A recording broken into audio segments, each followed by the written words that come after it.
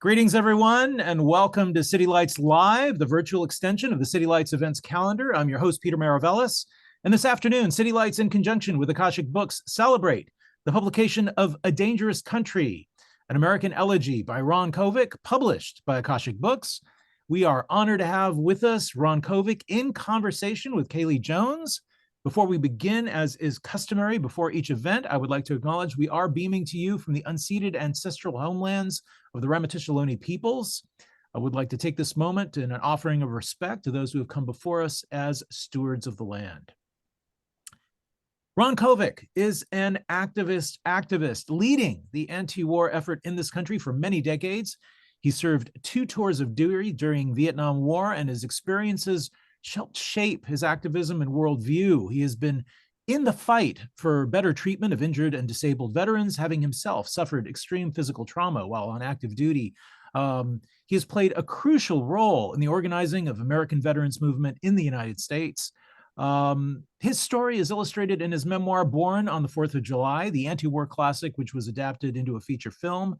The book we are celebrating this afternoon, A Dangerous Country, completes Ron Kovic's Vietnam trilogy that includes the second in the series titled Hurricane Street. So A Dangerous Country opens with Ron Kovic's never-before-revealed Vietnam diary. This third memoir provides the reader with insights on how he transformed and overcame the effects of trauma of war. It is the story of a survivor finding a way to rise above his depression and despair, making peace with his enemies and himself, and developing a commitment to a new way of life. Joining Ron Kovic in conversation today will be Kaylie Jones. She is the author of 7 books, including the memoir, Lies My Mother Never Told Me, and her most recent novel, The Anger Meridian. Her novel, A Soldier's Daughter Never Cries, was adapted for film. She has been teaching for more than 25 years and is a faculty member at Stony Brook, Southampton, MFA in Creative Writing and Literature program. So she's also editor of Long Island Noir. Welcome to the club. I actually edited San Francisco Noir. Awesome. So her newest endeavor is her publishing imprint with Akashic Books, Kaylie Jones Books. We are delighted to have her doing the honors today. So join us now in offering a warm welcome to Ron Kovic and Kaylie Jones. A pleasure and an honor to have you both with us. Welcome to City Lights. Thank you very much. Thank you. I'm absolutely thrilled to be here with you, Ron. I wanted to just share this, that I first met you, I believe it was 1985, and I had read your book in grad school, and my mom called me. I was living in New York City, and she was in New York also. She said, you have to come over right away. Come over right now, drop everything. And so I flew over to her apartment, and there you were. And it was the first time I met you. And the minute I saw you, I knew exactly why she called me and who you were. And we talked about my dad for a while.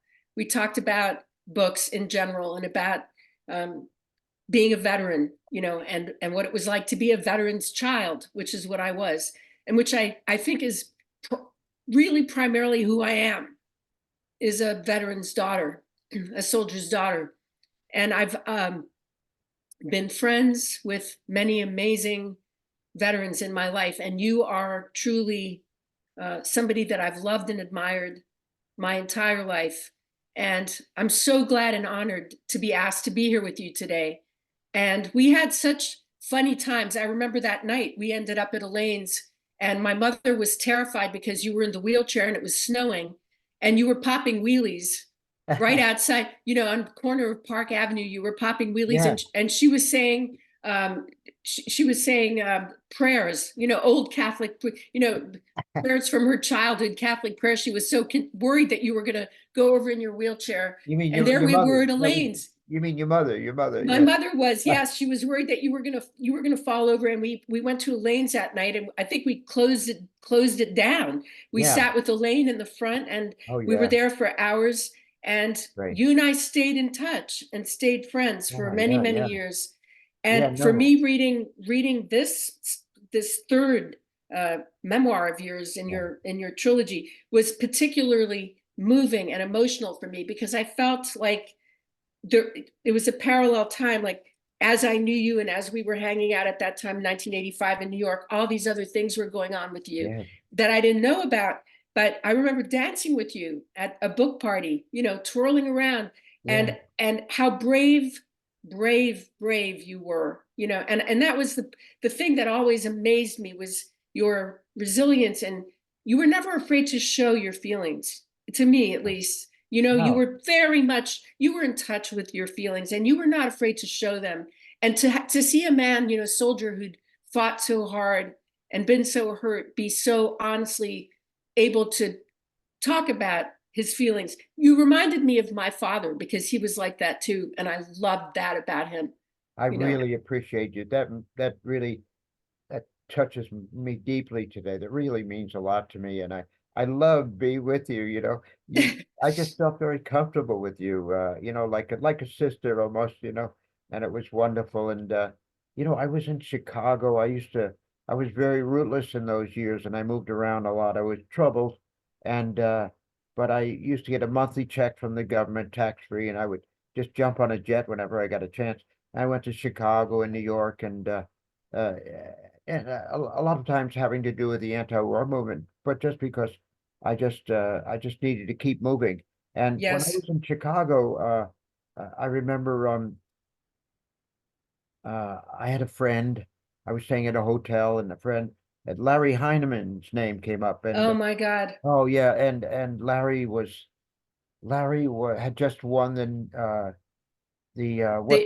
He won the National Book Award. Oh yeah, prestigious writing award, the National Book Award, and he had written a book. What was it? Paco Story? Paco Story is the one that won. Right. Yeah, and he wrote it to James. Remember, he talks to James in the book. Yes. The narrator is always talking to James, and he told me that that's like an elevation of, hey, Jack, it's like, it's ironic, but he also said, I was talking to your father. He told me I was talking to your dad. He just Oh did. yeah. I loved him. I loved him I dearly. loved him too. Yeah. I remember in a cafe along the beach in Hermosa Beach, California, we were together. He was such an interesting guy, and boy, sometimes he had the foulest language you can imagine. It was, I don't want to use the word, but he was just he He sounded like was. he was. I don't think he was a Marine. I was a Marine, but he was in the Army. But boy, he had those words. He He had them did. down He did. well. And I remember just in that conversation, and particularly that day, something about his personality, his honesty, how honest he was, and he punctuated every other sentence with the F word, and I mean, I felt like I was back in the barracks again, I hear you. So in your, this is an amazing book that I love. Your publisher, Johnny Temple, is somebody one of the publishers I respect the most in the world.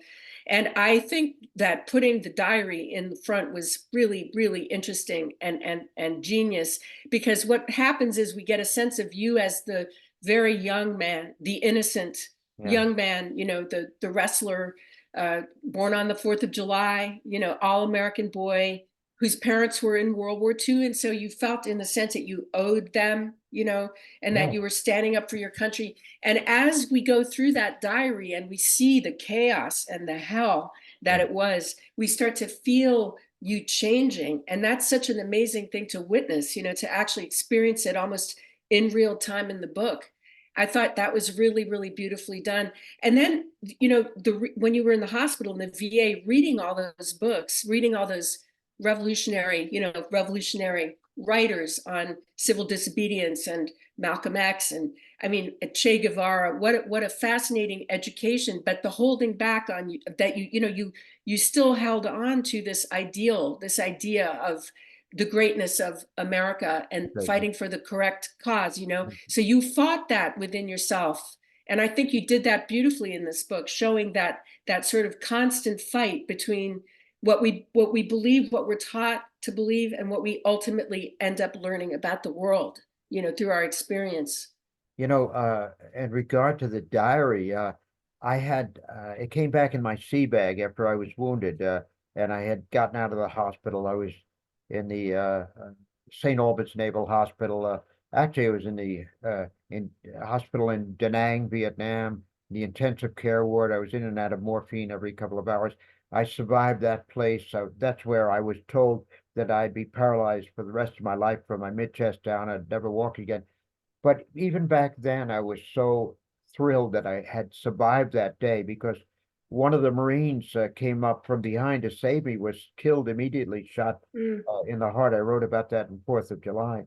And second Marine carried me back under heavy fire, saved my life. And on that particular day, I was to only find out months later, years later, when the movie came out, that the second Marine who carried me back under heavy fire was, I didn't search for him after the war. I didn't want to relive that trauma, but it came back to me when the movie came out. Everybody was trying to get a hold of me, from high school friends, you Right. name it.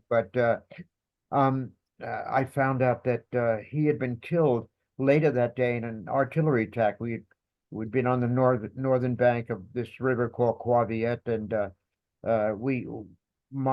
my 10 men had run into this heavy firefight. I was leading the men across this open area when I was wounded, shot in the front of my right foot. It blew out the back of my heel. Then I took a round through the shoulder, and I was paralyzed immediately. But the second Marine who carried me back under heavy fire, he was killed. He died on the day that he saved my life, and then Wow. came back. But I never met him, and as I said, I tried to avoid even thinking about him until I got that phone call. No, it was an email, or no, it was back then it was what did you get on the Telegram?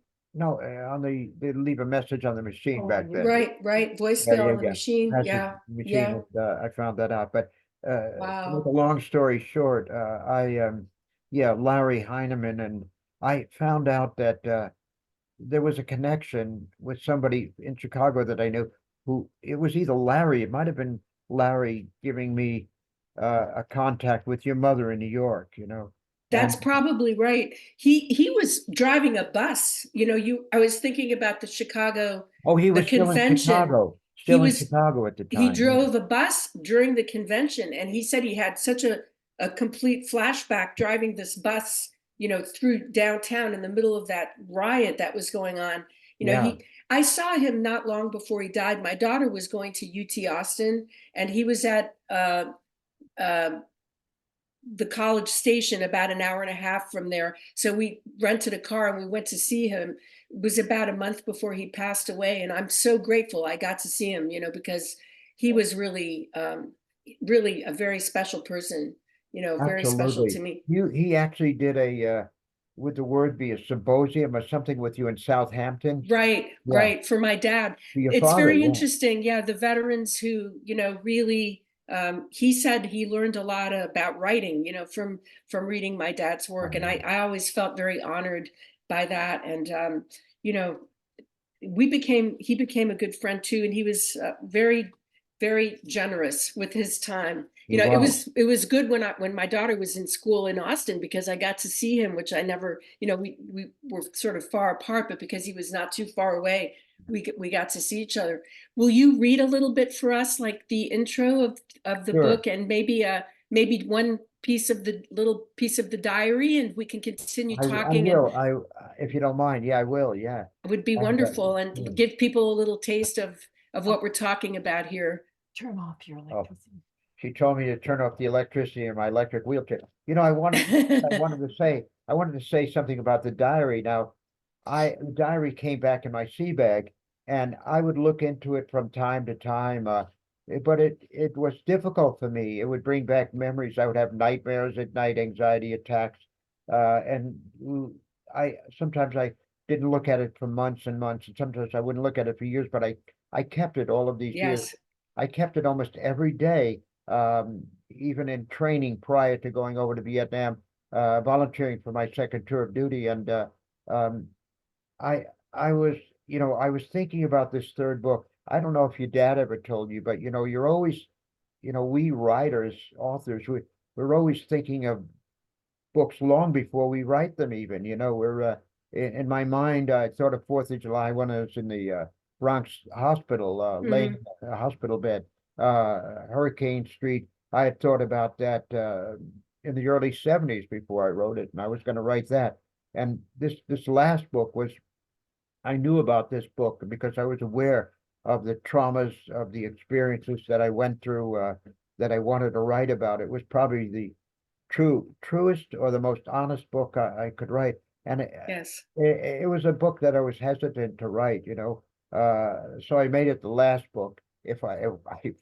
I was hoping I was still alive to write it, because The trauma me, is yeah, beautifully described in this book. I mean, it's there all the time and it's so powerful. And what you were talking about before, traveling, getting on a plane, you get your check and you went to Paris, you went to Chicago, you went everywhere. yeah, That feeling of running, running away and towards something is so much there on every page, and that it's still there inside you no matter what.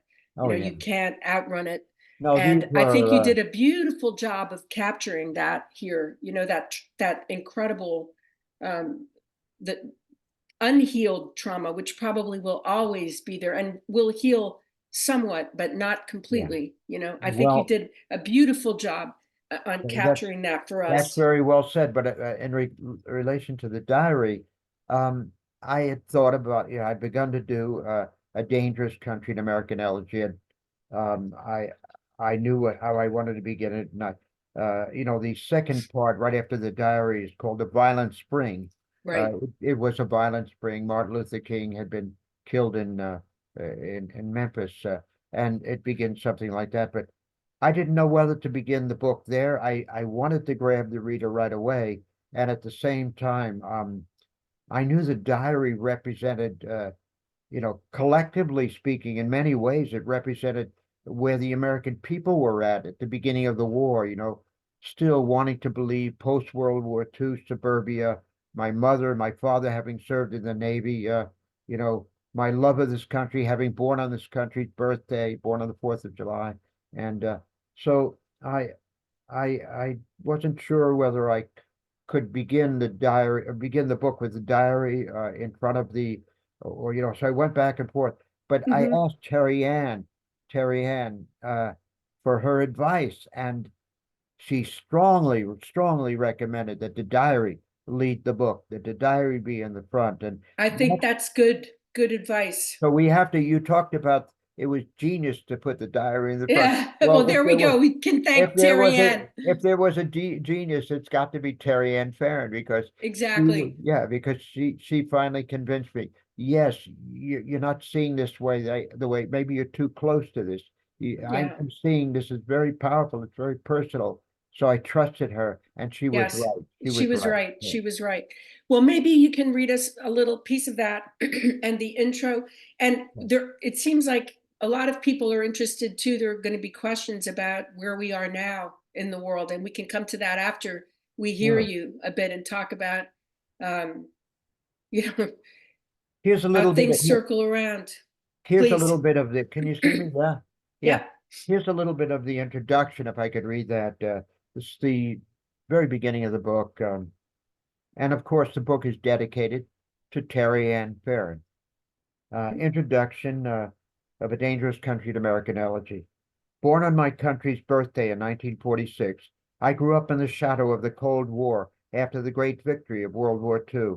Both my mother and father had served in the Navy during that war.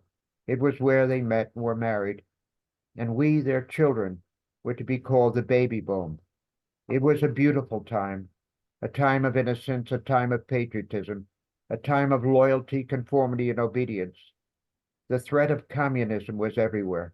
We did not question, we did not doubt. We believed and trusted our leaders. America was always right. How could we ever be wrong? We were the most powerful nation on earth, and we had never lost a war. But all that was to change. All that was to be shattered in Vietnam. And that's just a paragraph of the part of the introduction to the book, which sets the stage for what's to come.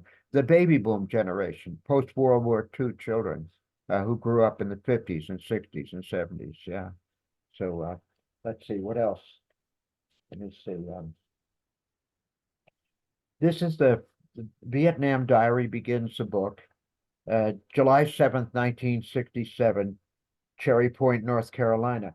I went to the PX at our base at Cherry Point, the Marine Corps base, Cherry Point, North Carolina. And I went out and I purchased a diary. And I decided that I wanted to keep the diary during my second tour of duty. If you could hold on 1 second here.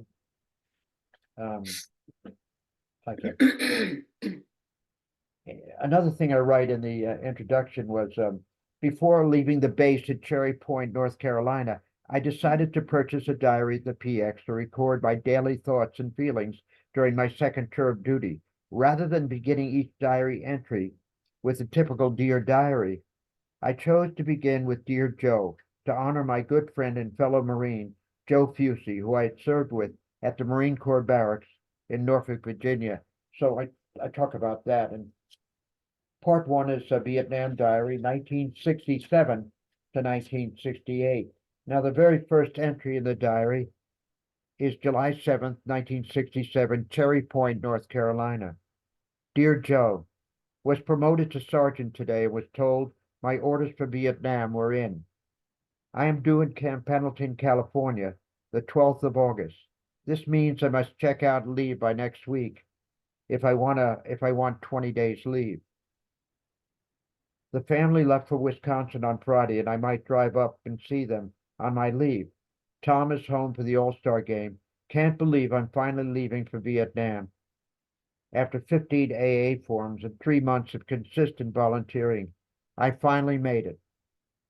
Jerry Malone, Ernie, and myself had a wet down at the club last night. Jerry and I made sergeant, have decided to begin this diary for my time in Vietnam. So that's the first diary entry. What would you like to hear next? Any more of the diary or no? Can you read one passage where you go into like where it starts to turn for you, where the chaos and confusion really starts to take over, and then you start really, you don't doubt it, it's almost impossible for you to doubt everything, right, that we've been taught, that we were raised with, like you talked about in that wonderful introduction. Our perfect country, we never do wrong, we're right, everything's right, but things are not working out the way they're supposed to there. You're experiencing things that are really not what you expected and hoped it would be in any way. I don't know if maybe you can, that might be hard to find just off the cuff like that, but that really I found fascinating how you mapped out sort of in real time your experience, of coming to terms with the reality, which was not at all, that world that we were sort of told it was. Let's see if this part helps a little bit.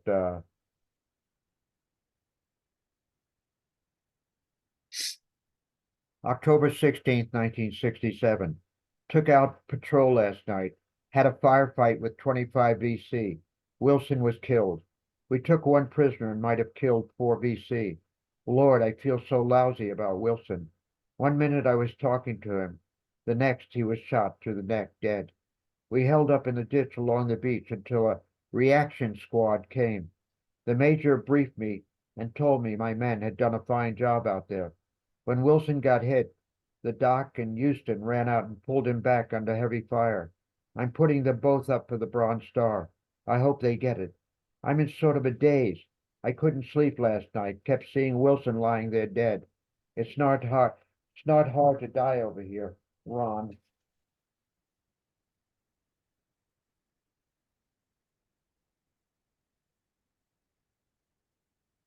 God give me strength. After Wilson was killed the other night in the firefight, we took one VC prisoner and were bringing him back toward the beach when we walked into 25 VC, grouped together in a mob coming toward us. We turned around and began shooting, bullets singing all around us. I yelled for the men to keep shooting as we moved back 50 feet into a long ditch filled with water. We jumped in. Wilson was last to come in after Doc and Houston. That's when he was shot in the neck. Doc and Houston ran to Wilson and dragged him in still under fire. He died 5 minutes later. Fixed bayonets, then began calling in artillery. Swift boats came, helped out, also with illumination. Reaction platoon came up to help. Feel lousy as hell. Feel lousy as hell. October 18th, 1967. Death is common. It's hard to believe. It happens near you and you can't believe it. All you do is realize how easy it is to die over here. You try to forget, but it plays over and over in your mind like a broken record. You think a lot about life and death and people and how easy it is to die and how easy it is to kill. It happens so quick, but you remember it forever. Awesome. Yes. And it's so immediate, you were so young, and to go through that experience and to, you know, have that horrendous wound and then the psychological wound that follows you through your life. We can have some questions. I think Peter is going to field the questions from the chat, I believe. But there was, I saw one pass by a little earlier. There was a very interesting question, Ron, about where we are today and where you think we are today, given the upheaval that we're in and the world that we've now inherited after this. I think my father would be absolutely horrified, absolutely horrified by seeing Nazi flags waving around in our country. I think it would have just done him in. And I still can't, and I'm a boomer too, but I'm the far end of the boomers. I was born 1960, and I can't get my head around it. And I'm just the tail end of the boomers. But I mean, I was raised with the same sort of ideals that we beat the fascists. It's done. We're done. We can move on now. And it apparently seems that that's not the case at all. At least it seems that way to me. But I feel the same as you do. And our democracy, as I remember it, growing up in this country, and even talk about in the diary, I mean, it's being threatened. And even freedom of speech, it becomes difficult to even speak to your neighbor. I mean, the country is as polarized, if not more so, than during the Vietnam War. It's a time when free speech is being threatened, and I mean, people are hesitant to say what they really feel. I mean, the country needs to heal. The country needs to come together. The country needs to find some type of common ground. I mean, we really do. And I believe that we can. And we're creative people. We're innovative. We have the intelligence to do this. I mean, and in regard to the wars that are going on right now, and they've got to stop, and the senseless killing and the bombing and revenge for this or for that. And war is definitely not the answer. And we've got to find an alternative to the bombs and to the killing, and to so quickly we pull the trigger rather than find alternatives, diplomatic solutions, peaceful, nonviolent solutions. As I said, we're creative and innovative people. We can find alternatives to this type of brutal, violent behavior. We have so much violence in this country, so many shootings in this country. We're really, truly, I mean, it hurts for me to say this, but we're one of the most violent countries in the world, so much violence going on, so much gunplay, we've got to begin to move in a new direction, And it seems like we're going in the opposite direction, and you'd think that, it's a 21st century, that we would have learned something in terms of as we get smarter and more scientifically oriented and, more educated, we don't seem to get less violent. We don't seem to grow out of our tendency towards self-annihilation, But you're so hopeful, and that makes me feel hopeful. I am. You are hopeful. Yes, you are. I think why am I hopeful? I mean, if I was able to survive being shot and paralyzed from my mid-chest down 56 years ago, Kaylie, I've been paralyzed from my mid-chest down for 56 years, and I was still able to dance with you that night, Yes, but sure were. yeah. So I mean, no, I believe in the human spirit. I believe in our ability to rise above these difficult and dark times. And because I did, as I wrote about, in whether it was psychological, whether it was breaking down because of the traumas that I experienced in the war, and the struggle psychologically, the struggle physically, emotionally, spiritually, that's the journey that I've been on in these 56 years, moving through this devastating trauma. Most of the friends I knew in the paraplegic wards, both in the Bronx VA in New York and the Long Beach Spinal Cord Injury Hospital in Long Beach, California, most of them are gone. I'm just grateful to still be alive, to still be sharing this message. I think that's one of the reasons why I feel like my life has a purpose, speaking on behalf of peace and nonviolence. I was deeply influenced by Martin Luther King, of all people, when I came home. I remember I was at the St. Albans Naval Hospital in New York, St. Albans, Long Island, New York, and when I heard that April 4th, 1968, when King was assassinated at the Lorraine Motel in Memphis. I remember that well. Not long after that, this violent spring that I speak of in the beginning of the second part of the book, it was the violent spring. It began with my wounding, my savage wounding on January 20th, 1968 in Vietnam.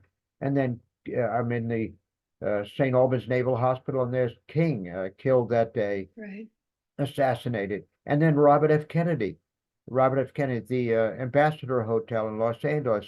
That's in June of 1968. And then, as you spoke of, the Chicago Convention, the demonstrations, the chaos. The whole world is watching. Students beaten by police, thrown into paddy wagons, trying to protest the war. The country terribly split during that period, and we're at that crossroads once again. We are. We're at where we have to decide which way are we going to go. Will this country survive? Will our freedoms that we cherish, that we grew up with, that we believed in, will they even exist, a year from now, 5 years from 10 years from now? We're at a crucial turning point in this country right now. Don't you think? A crucial turning? Absolutely. And absolutely. And I go up and down, with feeling total despair and then feeling hope and thinking, no, this isn't the country that we thought it was, but it is our country, and we have to fight for this country no matter what. But it's terrifying. It's really scary. I think it's a lack of education too, Ron. I think people don't know their history. I think people just don't know enough. And I think that's tragic that we have not put all our money in education first and foremost. I think when people don't know their history, then they're bound to repeat it because they don't know any better. That's my greatest fear. That's why we love bookstores like City Lights. Absolutely. Kaylie, as you say that, I think of my dear friend, the late Howard Zinn, Professor Howard Zinn, The People's History of the United States. I spoke in Howard's class in Boston when he was still teaching there, and he told the truth about our history, and when I wrote, whether it was Born on the 4th of July, Hurricane Street, or especially Dangerous Country, this last book, more than anything, I wanted to tell the truth. Why? Perhaps because I didn't want other young men and women as well to have to go through my experience, to have to come back the way I came back from Vietnam. Because war has such a terrible effect. I mean, it shatters any faith you may have. Any faith that I had as a Catholic growing up. I wanted to be a priest when I was 17, and here in the beginning of a chapter, I write, after the war, there was no God, and for him, there was no country anymore. I lost my country. I no longer believed in any God. I felt that I had been used in a war that made no sense. I was lost for many years. Talk about Fitzgerald and Hemingway's lost, Gertrude Stein's lost generation. In many ways, I did feel that we who came back from Vietnam, Larry Heineman and myself and so many others, we were a lost generation, and we had to find ourselves. And thank God, some of us were able to find ourselves through literature, through writing, through the power of words to transcend these difficult times. And for me, I can't wait to write the next book. I can't wait to, it keeps me alive, writing. To me, yes. To me, I'm able to transcend transcend this paralysis. I rise above the paralyzed body. I rise above all the terrible traumas of my past. I transcend these events that occurred that I thought I could never forgive myself for. But yet through art, through this creative ability that we all have, we were able to transcend, able to, books and writing and poems and simply expressing ourselves as openly and honestly and communicating with each other without fear of being attacked for speaking Yes. the truth. This I is, just, yeah, I think this is what will move us through this. yes. Art can heal, art can help us. Yes, I was just reading somewhere now, I can't remember exactly where, but all this censorship now, censoring all these books that are so important to us and to our canon, American canon. One of the things that I read that was very interesting is it's only in books, truly the great writers who are able to describe, the ambivalent feelings, two coexisting feelings at the same time that are contradictory. Nobody says it has to be black or white. It's this whole gray area in the middle. And when you're able to absorb that as a writer or as a reader and see that, then you really find that place of being able to feel compassion for others, because it's that black and white thinking that's getting us in all this trouble. I think, it's either, right or wrong. And that's just not the way writers think. And that's why they want to burn the books, because thinking critically and clearly, is really what gives us the strength to stand up for what we believe is right. Well, they burn the books. We'll write the books. We'll write them and read them. Let Yes. them burn the books, and we'll write them, and we'll write more books than they burn. So Peter might have some questions from our Sure. audience. Yeah, I think you already took one, and there are some more statements. I did want to bring something up. Lawrence Ferlinghetti was a veteran, and he served as a naval commander in World War II, and got to experience not just the Normandy D-Day invasion, but he walked on Nagasaki 5 weeks after the bomb was dropped. Wow. Which completely changed his worldview. One of Lawrence's favorite books was War is a Racket by Smedley Butler. Mm-hmm. And I don't know how many people watching, today realize that Smedley was approached by a group of American industrialists to overthrow Roosevelt. And of course, he brought this all out, and he was, the media came down on him and said he was a publicity hound. But the truth was that, what happened, with Trump, we've seen these cycles kind of repeat themselves. Yes. And I think when Trump was first elected, I recall being at a dinner with Lawrence, and somebody asked him, said, how must it feel to have fought all these years? And he's like, well, haven't you been listening to anything I've been saying for the last 70 years? It's like these things are just kind of repeat themselves. You just have to keep fighting, and you try to bring it back to the center again. Right. Wrap it back around. Yeah. Absolutely. Yeah. Yeah, I think Awesome. I think we have every reason to hope, and I think we have more courage than we realize, and we have there are greater opportunities to make this a great country, but in the sense of a great moral country, a great country that opens up its heart and opens up its free expression, expresses itself openly and without fear. Mm-hmm. We need to talk more. We need to communicate more. We need to express more. We need to write more. We need to burn less books. And yes. So Damon brings up, Damon says, I posted a notice for this event to the Kent State May 4th Movement Community Board Facebook group. And here's one response. One of the most fiery speeches I've ever heard. One of the local Kent Council members called members of the May 4th task force, quote unquote, clowns for bringing him to Kent State to speak. That evening, David Frost was going to interview Richard Nixon on national TV. And Ron Kovic said, quote, the task force are not clowns. The biggest clown, Nixon, is on TV tonight. Yeah, I remember I spent quite a bit of time at Kent State, and I was honored to be there and to know the Canfors who were there that day, that the guardsmen turned and fired on the students. And I met many, while they were still alive, mothers and fathers of those who had died that day. And going to Kent State several times, speaking at the memorial, May 4th, I think 1970 was when it happened. I think I spoke there for the first time, May 4th, 1974. I believe it was 74. But it had a profound effect on me, being around those people who had been affected, who simply tried to raise their voice against the war and were shot down in cold blood by the National Guard.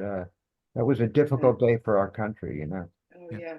And Dean says that it was, I'm sorry, Damon says that Dean Collar, who was shot in the back while lying on the ground at Kent State, was also paralyzed for life. Yeah, he was a friend of mine. Dean was a friend of mine. I spoke with him many times. And actually, when I first went to Kent, he picked me up at the airport with his hand control car. And, you know, interestingly enough, I was shot and paralyzed in Vietnam, and thousands of miles from there at Kent State, Ohio, a young man who was trying to say the war was wrong, was shot and paralyzed for life himself, still alive, I'm sure, and still in that wheelchair all these years. But Dean Kaler, right? I knew him well, and very brave man, and just these were very difficult times, you know, that we went through. But I tried to be right in the middle of it, where many people, I think, tried to avoid it. I don't know. I wanted to be a part of history. I wanted to be a part of it. I had already been a part of it when that bullet hit me in 1968, you know. Well, I'm just so honored to be here and to see you again and to get a chance to talk a little bit and catch up. And I feel more hopeful now than I did a couple of hours ago. It's strange to be, the daughter of a veteran who fought and wrote about war, and to think about shifts, and it's reassuring to think, well, we've been in trouble before. We've been in serious trouble before, and we've pulled through it. Yeah. And with, visionaries for peace who really stand and tell the truth and speak from experience, I think we do have a chance. I think we do have hope. And I certainly feel more hopeful now than I did earlier today. So I'm very grateful for that. And I think it takes great courage to write so honestly about trauma and about the fact that you did so many different things. You tried so many different, you wrote wonderfully, but you went to different countries and met people and kept your curiosity was always there to learn more, to educate yourself, to understand. But that the book is filled with a kind of feeling of what's the word I'm looking for? Just not anxiety is the wrong word, but like never finding peace, an absence of peacefulness. Mm-hmm. And so those moments of peacefulness, when you write about them and you capture them, are so profound, that it's fleeting, but it's there. Those moments of peace are there. It's sort of that, you were chasing, I guess, peace, trying to find peace and escape from, the memories, but the memories never went away, but your acceptance of them changed over the years. And I think that's beautifully done in the book, how those, like at the very end, those moments of just being right in the moment and finding grace, Finding, that having that epiphany at the end of the book. And yes, really, it's hard to explain it, but finding my faith, and not going back to becoming a Catholic at the end of the book, or going back to the church in particular, but finding my faith, finding my that there was, I had lost, that had been shattered in the war, whether it's World War I, or the cataclysm of World War I or World War II, or whatever war in the history of our planet. Young men and women come back from those wars, they'll never be the same again. In many cases, I'm thinking of World War I and World War II, how, I mean, your value system is shattered, your faith, yes, and you're really in the darkness, struggling for a long time. And for those of us who are able, those of us who are able to move through that, and not give up and not quit, uh, there was redemption for me, and being able to find that spiritual faith that I had lost. Yes. And it's not always easy to define it, because the experience that I went through doesn't quite fit the church that I grew up. It doesn't quite fit. I mean, I continued to go to church afterwards, but it wasn't the same. I think that will become an eternal search for me. I continue to Mhm. search for the meaning of that faith, but I did find that faith. I did find that spiritual renewal, that rebirth, in the sense of faith that came back to me, and it sustained me. I don't know quite Yes. how to explain it. It'll be something I will continue to go back and forth, to believe in, to doubt, and yet at the same time I'll continue to pursue trying to understand.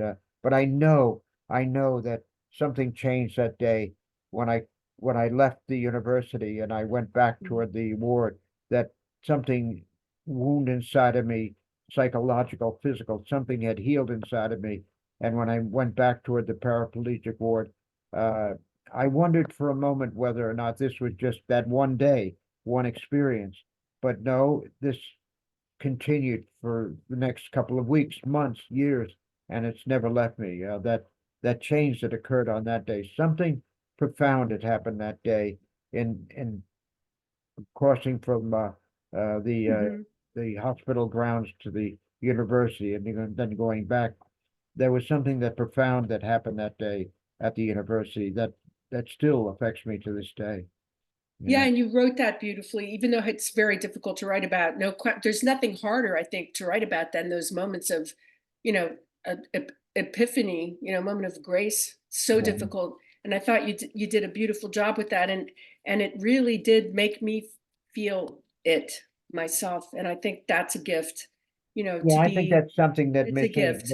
that's really missing in the country. If I could even use the word they talk about all the different politics, a spiritual politics, a politics of uh, a faith. Not everybody can have the same faith, Right. but that there is a faith, that there is something. Yes, there is something greater than ourselves, higher than ourselves, that is is something that we all need, that will bring us together, that will end hopefully end these divisions and this hatred, and will help to heal our hearts. To heal I have us. to say the country needs to heal. We need to heal, and the world needs to heal too. The world needs to heal, not just the country. I mean, we're a reflection of the world, and the world's a reflection of us. Yeah. We're still on a journey, all of us in this world together, and we're all trying to find the way. But I am thankful every day, so grateful to be alive. I'm thrilled to still be here, to have awakened this morning, to still be breathing, to be with Terry Ann. Mm. Love is such a great healer. And Yes.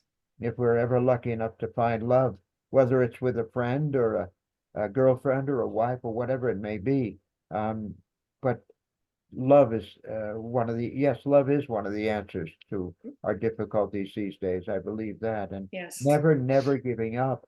I visited a recently wounded paraplegic on an Iraq veteran who had been paralyzed in the Iraq War, and I didn't know what to say to him. I didn't want to talk about politics.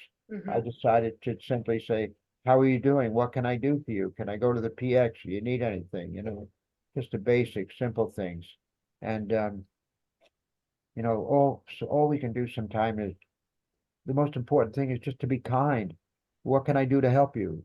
Yeah. To be loving, try to be understanding, with our friends, and even with those we don't agree with. I mean, even in that scene in the book where I'm in the intensive care ward, remembering the Viet Cong enemy across from me, Mm. and how I just saw him all of a sudden. I had no hatred toward him. I'd been conditioned to hate him at boot camp, Marine Corps boot camp, as the enemy. But all of a sudden, I found him laying across from me, fighting for his life as I was fighting for mine. And all I could feel was compassion.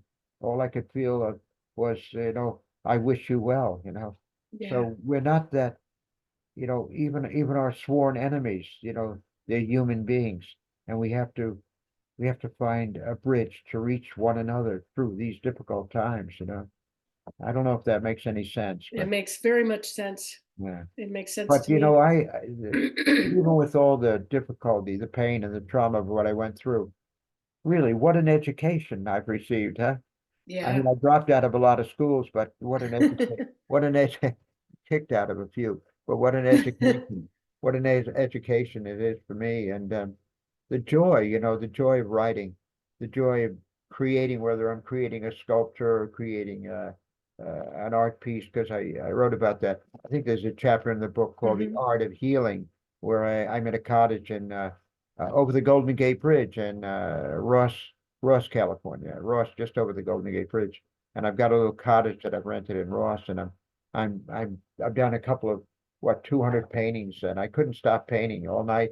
And I'd get up in the morning, I didn't have a car at the time, and I'd catch a cab to North Beach, to Enrico's, and I'd spend the day at Enrico's Cafe, or I'd catch a cab to Larkspur Landing. I'd catch one of the ferries across where you go right past Alcatraz and to the Embarcadero, and I'd catch a cab there to Enrico's Cafe, always hanging out in North Beach. That's where the artists were. That's where the old beatniks were, and that's where the creative people were. That's I was always drawn to the artists and the creative people, and the people in the cafes writing their little notes in their books, drinking their coffee and dreaming of maybe a book someday with city lights. Yes. Yeah, but it was Precisely. I really so happy to be with you, and you mean so much to me. You are my sister, and I I honor you, and I honor your family. And I knew of your father, and of James Jones and Norman Mailer, and I knew of the great writers. And you come from the family of a great writer, and you are a great writer, a wonderful writer. And you carry on that same creative ability that your dad had. And what I loved about your dad, he was so honest and so truthful, and he wasn't afraid to tell the truth, and he was real and honest and working class, right? He was working class. Absolutely. Yeah, And he was, I love that. I love that honesty, um, that honesty that he had in his writing and you have in yours, and Larry Heineman had also, yeah. Larry came is from a working family too. absolutely Nothing working fancy. class. I mean, No. I never graduated from college, and I had to go to summer school, and I really always felt deeply insecure. I felt like I was an academic failure, and I think it's one of the things that spurred me on to write. And I think this yeah, being autodidactic, like self-taught in a sense, the way you read, and in the book you talk about your reading education, how you educated yourself through your reading yeah, while you were in the hospital and after. And my dad did that too. He's self-taught. And I think Larry Heineman as well. And it's so interesting to see how a mind develops like that, free of, the constraints of what you're sort of taught when you go to school, when you go to college. There's sort of, prescribed, this is what we're going to learn, this is what it's all about. But you all really taught yourselves to think. And through reading the writers that came before that wrote about trauma and war and so on. And to right. me, that's the greatest thing in the world, is that kind of self-taught mind. I love that. I think it's fantastic. Yeah, You should never feel insecure about your knowledge and your learning, because learning is not all about, college classrooms, that's for sure. I'm becoming more aware of that as I get younger, as I get older. But my library was hanging out at the bookstores, hanging out in the bookstores, maybe never buying a book, but spending hours in whether it's in City Lights, which I did, and sometimes I would buy a book. Sometimes, most of the time, I just read the book, whether I was reading On the Road or Ginsberg's Howl poetry, or I mean, I was being inspired in those bookstores, and I remember the other night there was an event with I did an event. I was interviewed by the Doors drummer John uh, Densmore, right? John Densmore, and the book Soup, and it's a famous bookstore in L.A. and it was just all of these books, and it's you love these books in these bookstores. You want to read as many as you this title and that title, and one book about Oppenheimer and all these other Mm, books, and you see all these books, and I think we'll remain curious yes. about these stories and other lives for as long as we live, because I found myself in this bookstore. Just I was supposed to do this reading, which I did, and this event, but I wished I could have spent the hours in the bookstore looking through Yeah. all these books. I mean, this was just as important to me as doing the event. Here, look at this wonderful bookstore, and it had everything. Boy, it was Yeah. a great bookstore, very rich. Yeah. Well, I want to go back to San Francisco and go back to City Lights bookstore. I was only there that one day and I just felt like I'd come home. And it was Yeah. the first time I've ever been to San Francisco, and I felt like I'd found where I belonged. It Yeah, was wonderful. great place. And it was, Enrico's Cafe and hanging out with Richard Brodigan, Mhm. Trafficking in America. Richard was a good friend of mine as Yeah. well. And um unfortunately he committed suicide in Bolinas. Was it Bolinas? Bolinas. Mm. And but I loved Richard. Richard was so sweet to me. And the just being there and always going down the street afterwards, no matter what time it was, and going to City Lights and hanging out at City Lights. And then maybe if I was lucky, running into one of the poets or the artist or Ginsberg or, I mean, it was a great place and a great time. And Yeah. those places still exist. They're still here for us. We just have to look. Yeah. And And we have to keep them going. We have to keep yeah. focused on that. It's And very in New York, important. in New York and Long Island, you have great places as well. And you're teaching what classes again are you teaching at Creative. Stanford? I'm teaching right now. I'm teaching dystopian fiction, which is really fun. And I'm teaching an undergraduate memoir writing class. And I have all these students who are first generation, you know, nobody in their families ever went to college. Most of them are from all over the world. They came to America, their parents, and they're just fantastic. They're so bright and they have so much to say. And I'm loving that. I'm loving teaching the undergrads. So that my life is full. I have a very good life right now. So, And I'm so glad, and you look great. And oh, thank you. I'm so grateful that I met you when we met, and Yeah. we were meant to meet. I think it was our Yes. fate. It was our fate. We It were meant. was. No, It was. absolutely, because you inspire me. You do. You inspire me, and uh, I I just I love and admire you, and your courage and your strength and your determination. Your father would be proud of you. No, thank you. You're tough as your father. Oh, thank you. I'm As very we reach touched. the top of the hour now, I wanted to take a moment and really thank you both for gracing our virtual halls. Ron Kovic, congratulations on this important new edition, and thank you for your service and all that you do and continue to do. And Kaylie Jones, thank you for doing the honors. And I also want to send a shout out to Johnny Temple of Akashic Books. They continue to be one of the coolest indie publishers of all time. So Absolutely. please keep up the good work. We love you. I'd also like to thank all of you for joining us today. As always, you complete the circle. I have posted links in the chat where you can buy books. But if you're in the neighborhood, better yet, come on down, pay us a visit, browse our stacks. We are one of the great bookstore browsing experiences of all time. And as Ron mentioned, we are in North Beach, open 7 days a week from 10 a.m. to 10 p.m.